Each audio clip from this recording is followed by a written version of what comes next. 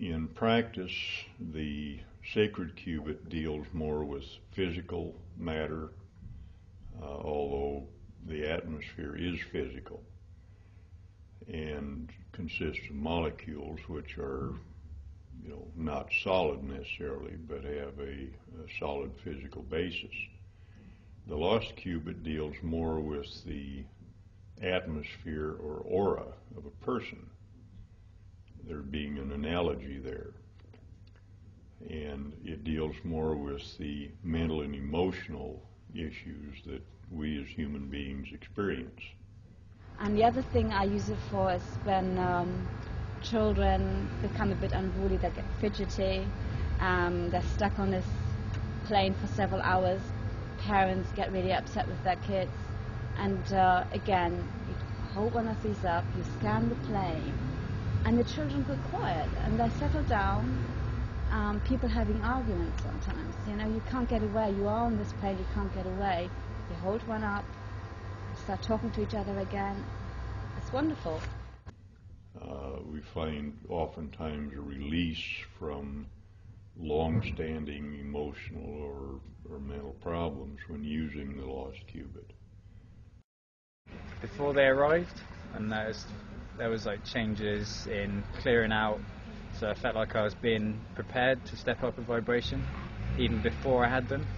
And then since, I found it really easy to clear negative patterns out of my life, thoughts, habits, at physical and emotional levels. If we set a glass of water or any container of water in a ring, the water immediately begins to emit light. You can't see it with the naked eye, but it can be measured with various instruments. And we find full visible spectrum as well as ultraviolet being naturally emitted from the light under stimulation by this energy field. The other thing I do, I use my tools on energizing water, and that's absolutely fantastic. My energy level has gone up tremendously. Since we are light bodies and all of our communications within the body takes place through electrons or photons, the amount of photonic energy in the body is increased. Consequently, the energy level of the body is increased.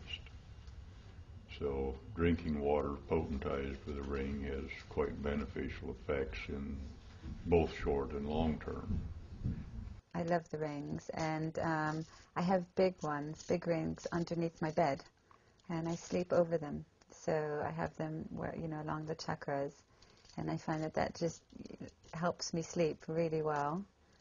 I also love the little rings that I can wear as bracelets. So if I have a long day typing at the computer, then I'll often put these on my arms, and I find that it just really helps me remain calm, and I've never had any repetitive stress injury or any problems that are associated with a lot of computer use.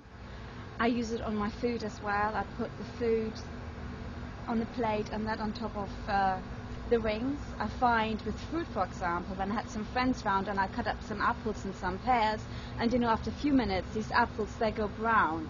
Well, my friend Jackie came round and she said, "Hang on a minute, how long have these apples been on the plate for? They're not going brown." I said, "I know.